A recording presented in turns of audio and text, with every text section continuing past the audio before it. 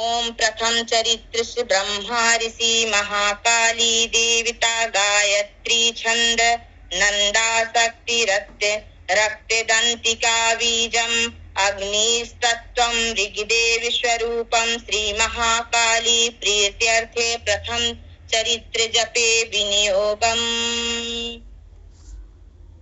विनियोगार्थ। प्रथम चरित्र के ब्रह्मा ऋषि महाकाली देवता गायत्री छंद नंदा शक्ति रक्त दंतिका बीज अग्नि तत्व और ऋग्वेद स्वरूप हैं। श्री महाकाली रूपी देवता के प्रसन्नार्थ प्रथम चरित्र के पाठ में विनियोग करने का विधान है। सबसे पहले श्री दुर्गा माता को ध्यान करके आगे की ओर बढ़ते हैं। ध्यान। भगवान विष्णु के क्षीर सागर में शयन करने पर महाबलवान दैत्य मधु और कैटभ के संहार के निमित्त पद्मयोनि ब्रह्मा जी ने जिनकी स्तुति की थी, उन महाकाली देवी को मैं स्मरण करता हूँ। वे अपने 10 भुजाओं में क्रमशः खड्ग, चक्र, गदा, बाण, धनुष, पारिग, शूल, भुसुंड, मस्तक और शंख धारण करती हैं। वह तीनों नेत्रों से युक्त हैं और उनके संपूर्ण अंग में दिव्य आभूषण जो कभी भी जीर्ण नहीं होते पड़े हुए हैं। नीलमणि के सदृश उनके शरीर की आभा एवं वे 10 मुखी तथा 10 पदों वाली हैं। ऐसी श्री दुर्गा देवी को मैं नमस्कार करता हूँ। मार्कंडे जी ने कहा, सूर्य के पुत्र सारवाण जिनकी गणना अष्टमुनियों में की गई है के उत्पन्न होने की कथा का मैं सविस्तार वर्णन करता हूँ। सुनो। सूर्य पुत्र महाभाग सावर्ण भगवती महामाया की कृपा से जैसे मवंतर के स्वामी हुए, मैं वही घटना कहता हूँ।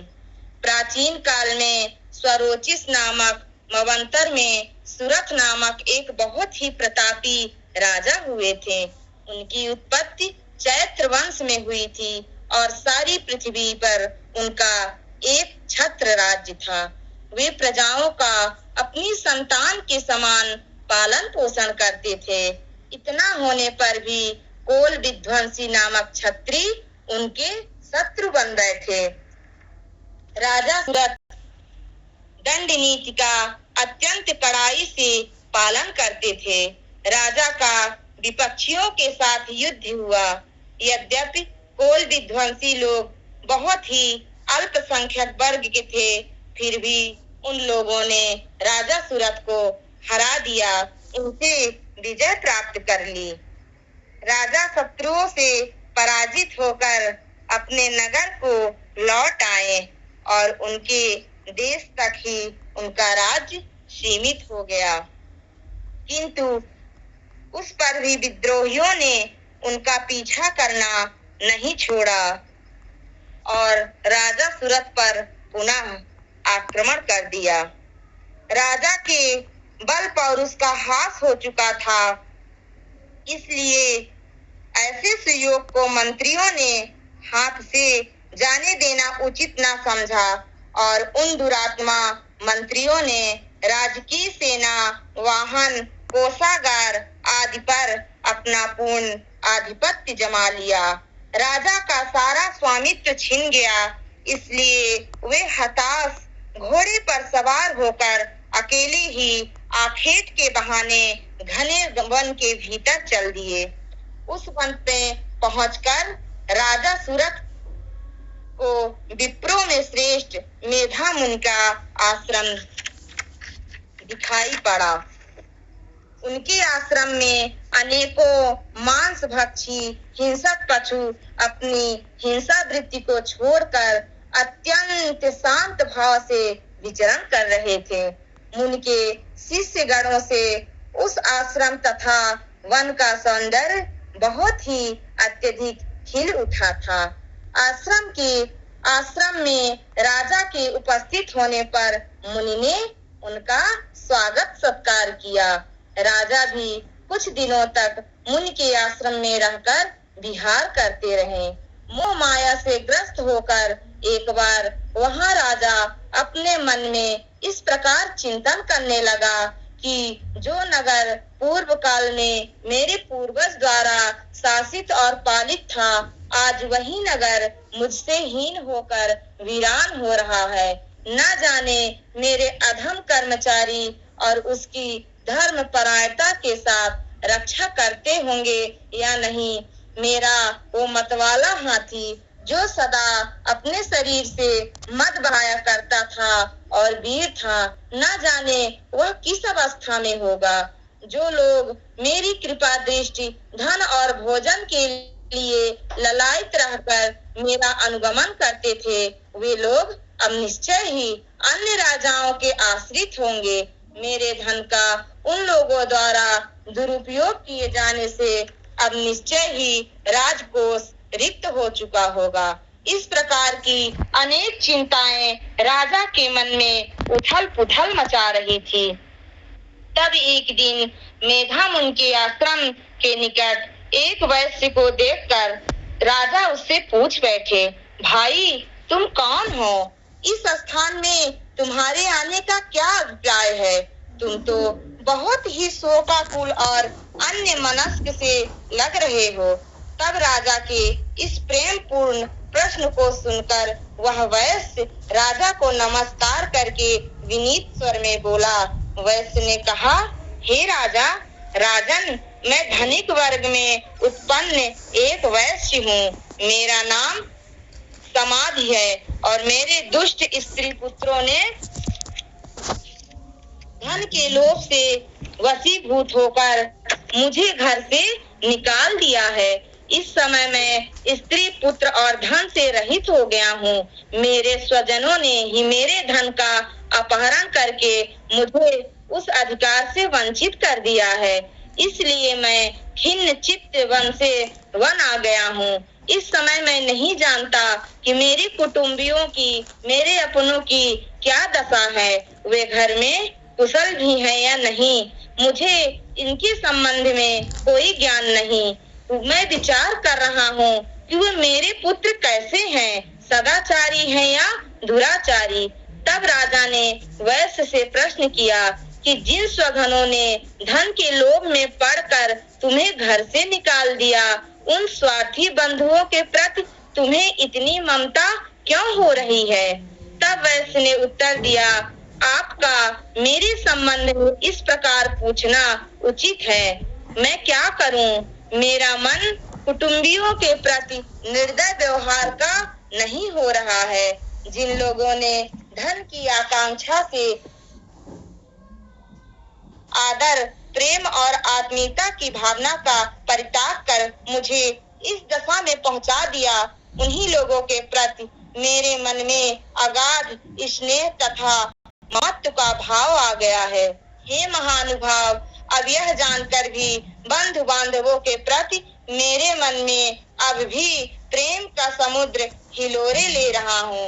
मैं जान रहा हूँ कि मेरे पीछे मेरे ही धन का लोभ कर रहे हैं और मुझे निष्कासित कर दिए हैं, लेकिन फिर भी मेरे मन में मेरे अपनों के लिए अपार प्रेम है।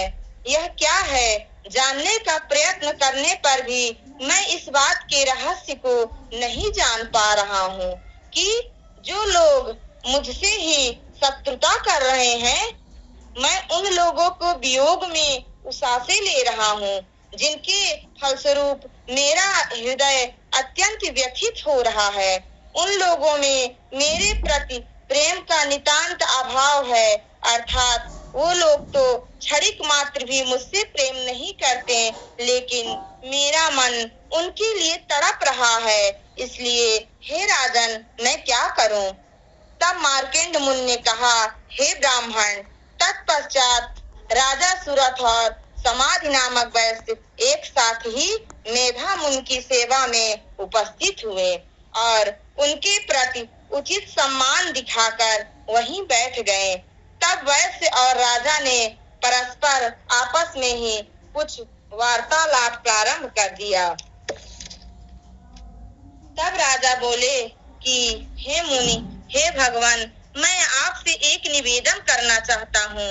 आप मुझे कृपा करके बताएं कि जो मेरा मन है स्वबस में न रहने के कारण बहुत ही क्लेशित है, जो राज्य मेरे हाथ से छिन गया है, उसके लिए अभी तक मेरे मन में पहले की तरह ममता बनी हुई है। हे मुनियों में श्रेष्ठ, मैं यह बात समझता हूँ कि अब उस पर मेरा कोई अधिकार नहीं है। उसे अन्य लोगों ने अपने कब्जे में कर लिया है। फिर भी अज्ञानियों की तरह मैं उसी के लोभ में लिप्त हूँ। यह सब क्या है भगवान? मेरे ही समान यह जो वैश्य है, उसको भी अपने घर से अनादृत हो पुत्र, स्त्री और सेवकों द्वारा निकाल कर निष्कासित कर दिया गया है। इसके स्वजनों ने भी इसका परित्याग कर दिया है। यह जानते हुए भी यह वैश्य उन्हीं लोगों के प्रेम में आबद्ध है। हम दोनों का ही हृदय इन सब बातों से अत्यंत दुखी है। दोष युक्त विषय में अभी तक मेरा मन ममता बस आकर्षित हो रहा है। हे महाभाग, हम दोनों समझदार हैं, फिर भी हम में जो मोह की प्रबल धारा उमड़ पड़ी है, वह क्या है? हे मुनिवर, हम दोनों में प्रत्यक्ष रूप से अज्ञान के लक्षण दिखाई पड़ रहे हैं। कृपया कर आप ही मार्गदर्शन कराएं। तब ऋषि ने कहा, हे महाभाग, विषय मार्ग का ज्ञान सभी प्राणियों में विद्यमान होता है। उसी प्रकार विषय भी सभी जीवों के भिन्न भिन्न होते हैं। कुछ प्राणियों को दिन में दिखाई नहीं पड़ता, ठीक इसके विपरीत कुछ जीव रात्रि में नहीं देख पाते। इनके अतिरिक्त कुछ जीव ऐसे होते हैं जो समान रूप से दिन और रात्रि में देख सकते हैं। यह बात सत्य है कि सभी प्राणियों में मनुष्य वर्ग अधिक समझदार होता है, किंतु केवल वे ही इस प्रकार समझदार नहीं होते। उनके अतिरिक्त पशु, पक्षी और मृगाद जीव भी समझदार होते हैं। मनुष्यों की बुद्धि भी पशु, पक्षी और मृगाद जीवों के ही समान होती है। जैसे मनुष्य की समझ होती है, वैसे उन मृगाद जीवों की भी होती है।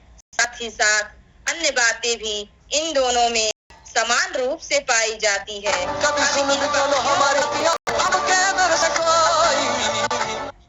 रहकर अपने बच्चों की चोंच में स्नेहवश अन्न के कण डाल रहे हैं।